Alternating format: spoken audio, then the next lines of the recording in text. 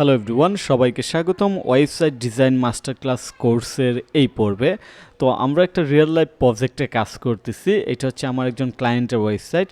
তো আমরা এই পর্যন্ত ওয়েবসাইটের অনেক কিছু পরিবর্তন করছি। আপনারা যদি আজকের ক্লাসটা একটু দেখেন তাহলে দেখবেন যে আমরা এই সেকশনটা একটু পরিবর্তন করছি। এটা একটা নতুন সেকশন, কারণ ক্লায়েন্ট বলছে যে তার এইরকম একটা সেকশন দরকার, ঠিক এই ইনফরমেশনগুলো দরকার।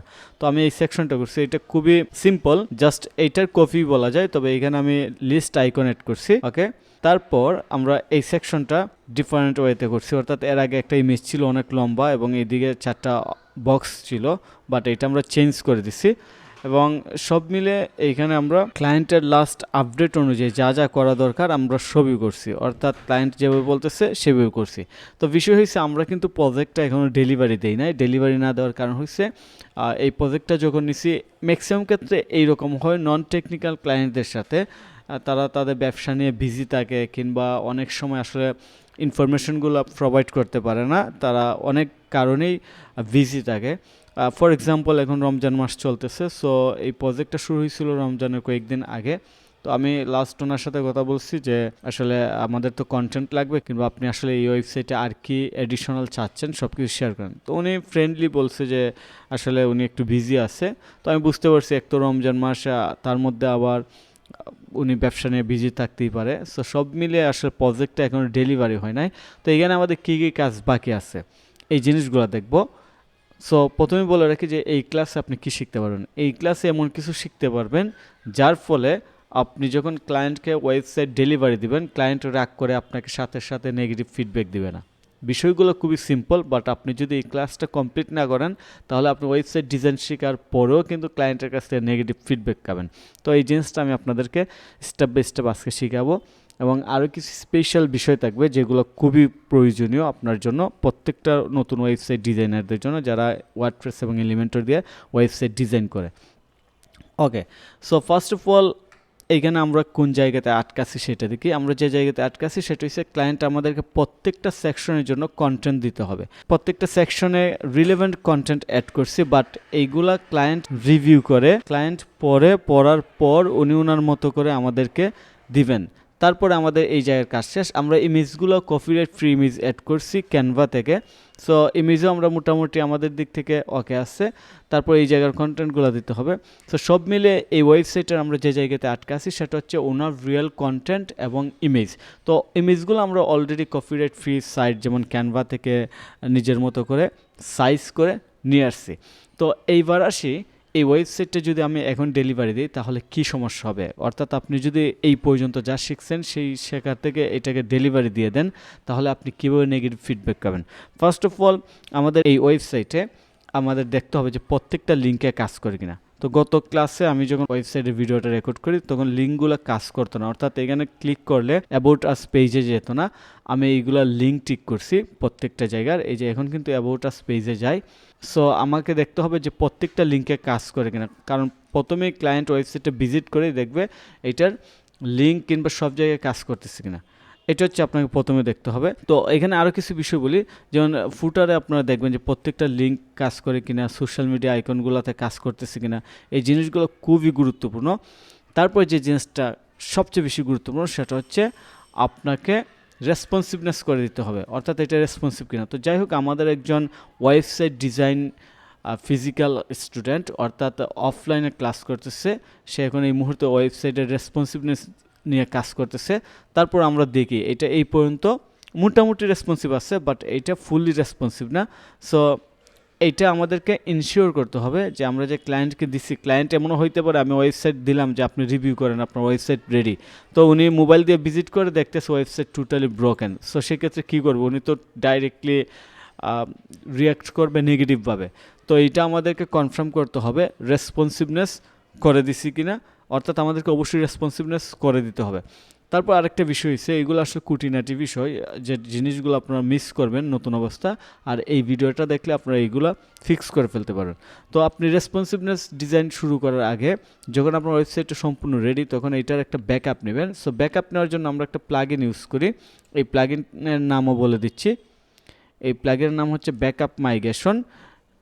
বাই ইনসেপ এই প্লাগইনটা আপনারা নেবেন। এই যে এখানে দেখতেছেন এই প্লাগইনটা ইনস্টল করবেন। ইনস্টল করার পর এখানে ব্যাকআপ মাইগ্রেশন নামে একটা অপশন পাবেন। এইখানে এসে আপনি ক্রিয়েট ব্যাকআপে ক্লিক করলে ওয়েবসাইটের ব্যাকআপ ক্রিয়েট হবে। এই যে ব্যাকআপ ফাইল, এটা চাইলে ডাউনলোড করে রাখতে পারবেন, কিংবা এইখানেও এটা জিপ আকারে আছে, আপনি যে কোনো সময় আপলোড করতে পারবেন। অর্থাৎ আপনি রেসপন্সিভনেস করার সময় যদি এই ওয়েবসাইট কোনো কারণে কোনো জায়গা ব্রোকেন হয়ে যায়, সেক্ষেত্রে আপনি ইনস্ট্যান্টলি আগের জায়গায় ফেরত যেতে পারবেন জাস্ট ব্যাকআপটাকে রিস্টোর করে। তো এই ওয়েবসাইটটা ডেলিভারি দেওয়ার আলটিমেট প্রসেস। সো এইবার আমরা যে জিনিসটা শিখবো এইটাই হচ্ছে মূলত এই ভিডিও কিংবা এই ক্লাসের সবচেয়ে গুরুত্বপূর্ণ বিষয়।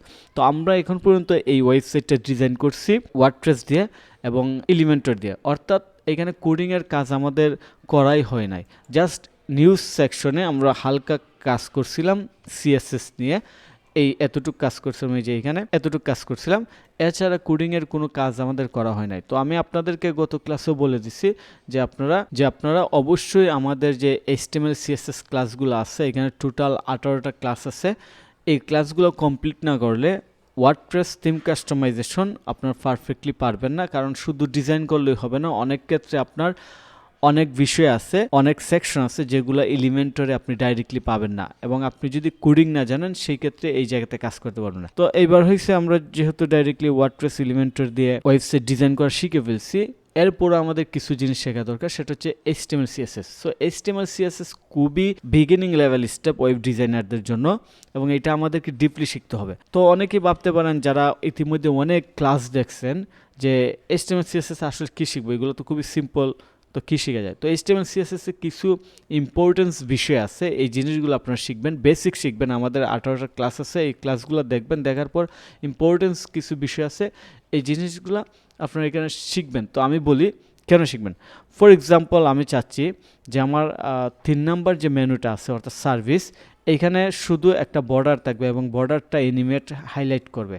এটা যদি আমি করতে চাই তাহলে আমার এইখানে সিএসএস নিয়ে কাজ করতে হবে, সিএসএস নিয়ে কাজ করতে হবে। তারপর আমি যদি চাই যে আমি চাইতেছি এখানে 2 নাম্বার যে রিসেন্ট পোস্ট আছে এটার ব্যাকগ্রাউন্ড হবে অন্যরকম, এখানে স্টুডেন্ট নামে যে মেনুটা আছে, ক্যাটাগরি আছে, এটাতে একটা অ্যানিমেট হাইলাইট থাকবে, জাম্পিং করবে, অর্থাৎ স্পেসিফিক এরিয়াতে এটা ডিফারেন্ট স্টাইল শো করবে। তারপর আমি যদি চাই যে আমার প্রথম পোস্টটা অনেক বড় হবে, ইমেজটা অনেক বড় হবে এবং লেখাগুলা নিচে থাকবে, শুধু একটা টাইটেল থাকবে, এই যে স্পেসিফিক কিছু বিষয় আছে এইগুলো যদি আমি করতে চাই তাহলে আমার অ্যাডভান্স সিএসএস লাগবে। তো সিএসএসে আমরা কি কি শিখবো, এছাড়া HTML CSS শেখার জন্য আমাদের আসলে কোথায় যাওয়া দরকার এবং সিএসএস আমরা কি কি শিখবো, এই জিনিসটা আমরা এখন দেখতেছি। ফার্স্ট অফ অল ওয়েবসাইট ডিজাইনিংয়ের জন্য আমি নিজে যে ওয়েবসাইটের মাধ্যমে শুরু করছিলাম এবং সবাই শুরু করে, সেটা হচ্ছে W3 স্কুল। আপনারা W3 স্কুলে যাবেন, এইখান থেকে বেসিক HTML CSSটা শিখে ফেলবেন। শুধু বেসিক শিখলেই হবে না, আমার যে 18টা ক্লাস আছে এই ক্লাসগুলো এখানে বেসিক থেকে অ্যাডভান্স লেভেল পর্যন্ত দেওয়া আছে।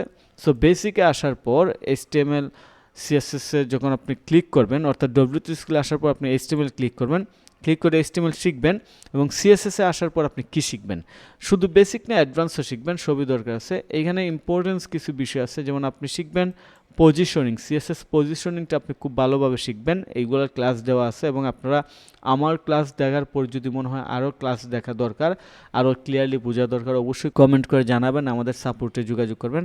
তারপর হচ্ছে আপনি আরও যে জিনিসগুলো শিখবেন, CSS প্রসিডিউর ক্লাসেস, ওকে, এটা শিখতে হবে। তারপর আমরা আরও কিছু জিনিস দেখি, ওকে। তারপর procedure element, text procedure, first line, first letter, আমরা কোনো একটা প্যারাগ্রাফের প্রথম লাইন কিংবা প্রথম লেটারকে আইডেন্টিফাই করতে পারি। Content procedure element, before after, marker selection, backdrop, এই জায়গায় এই জিনিসগুলো আপনাকে ডিপলি প্র্যাকটিস করতে হবে। আপনি যদি এই জিনিসগুলো ডিপলি প্র্যাকটিস করেন তাহলে অনেক ক্রিটিক্যাল অ্যাডভান্স স্টাইল করতে পারবেন এই সিম্পল কয়েকটা কোড জানার ফলে।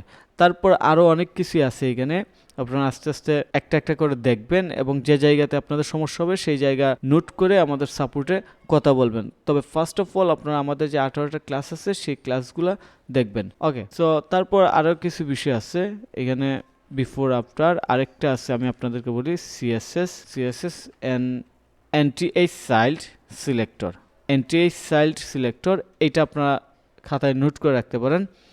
এইটা আপনাদেরকে অবশ্যই শিখতে হবে, এটা আপনাদের জন্য খুবই খুবই হেল্পফুল হবে এবং এইটা আসলে অ্যাডভান্স ডিজাইন কিংবা স্টাইলের জন্য এটা শেখা দরকার। ওকে, সো এই জিনিসটা আপনারা শিখবেন, এটা সার্চ দিয়ে এখানে এই যে এই জিনিসগুলো আপনারা শিখবেন। তারপর সিএসএস বিফোর আফটার এইটাও শিখতে হবে, সিএসএস পেসিডু বিফোর আফটার। ওকে, বিফোর আফটার এটা শিখতে হবে, আগে যে জিনিসগুলো বলছিলাম। তো এইচটিএমএল সিএসএসটা যদি আপনি ভালো করে শিখতে পারেন তাহলে আপনি আপনার ওয়ার্ডপ্রেস ওয়েবসাইটে ডিজাইনিংয়ের ক্ষেত্রে আরও বেশি অ্যাডভান্স লেভেলে অ্যাগ্রেসিভ ডিজাইন করতে পারবেন এবং ক্লায়েন্টকে ইমপ্রেস করতে পারবেন। তো আমরা প্রথমে ওয়ার্ডপ্রেস এলিমেন্টর দিয়ে ওয়েবসাইট বানানো শিখলাম, তারপর এইচটিএমএল সিএসএস শিখে এইটাকে নিজের মতো করে অ্যাডভান্স কাস্টমাইজেশন শিখব।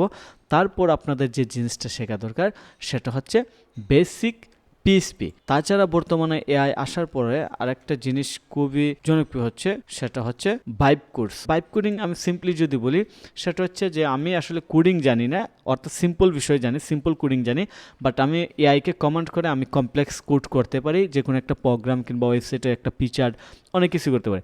সো এইগুলো করতে গেলে তো আপনার আগে বেসিক জানতে হবে। সো সেই ক্ষেত্রে আমি আপনাকে বলবো যে এইখানে যে পিএইচপি আছে, পিএইচপির বেসিকটা একদম শেষ করে ফেলবেন, তারপর আপনি আস্তে আস্তে অ্যাডভান্সে যাবেন। আপনি যখন এইচটিএমএল সিএসএস পিএইচপির বেসিক টু অ্যাডভান্স কিংবা মিডিয়াম লেভেল এই W3 স্কুল থেকে শিখে ফেলবেন, তখন WordPress theme customization, WordPress theme development আপনার জন্য খুবই খুবই ইজি হয়ে যাবে। তো যাই হোক, আমরা এই ক্লাসে মূলত খুঁটিনাটি যে বিষয়গুলো আছে সেই বিষয়গুলো নিয়ে কথা বললাম এবং আশা করি এইগুলো আপনাদের রিয়েল লাইফ প্রজেক্টে খুবই হেল্পফুল হবে এবং পরবর্তী ক্লাসে আমরা এই প্রজেক্টের আরও যে ইন্টারনাল বিষয় আছে প্রজেক্ট ডেলিভারি পর্যন্ত সেই জিনিসগুলো আমরা শেয়ার করব এবং আমি আশা করি এই পর্যন্ত যারা দেখছেন তারা সম্পূর্ণ ওয়েবসাইট বানিয়ে ক্লায়েন্টকে ডেলিভারি দিতে পারবেন। আর আরেকটা বিষয় হচ্ছে যে রেসপন্সিভনেস ডিজাইন কিভাবে করবেন। আমাদের ওয়েবসাইটে ইতিমধ্যে রেসপন্সিভ ডিজাইনের সম্পূর্ণ কোর্স আপলোড করা হয়েছে, অর্থাৎ একটা লং ভিডিও আপলোড করা হয়েছে যেখানে একটা সম্পূর্ণ ওয়েবসাইটকে রেসপন্সিভ করার স্টেপ বাই স্টেপ প্রসেস দেখানো হয়েছে। এছাড়া এই ভিডিওর ডিসক্রিপশনে আমরা দিয়ে রাখবো, তারপরে যদি আপনার সাপোর্ট দরকার হয় আপনারা আমাদের সাপোর্টে কথা বলুন। তো ধন্যবাদ সবাইকে এই পর্যন্ত ক্লাসটি মনোযোগ দিয়ে করার জন্য। কথা হবে পরবর্তী ক্লাসে, সেই পর্যন্ত সবাই ভালো থাকুন, আল্লাহ হাফেজ।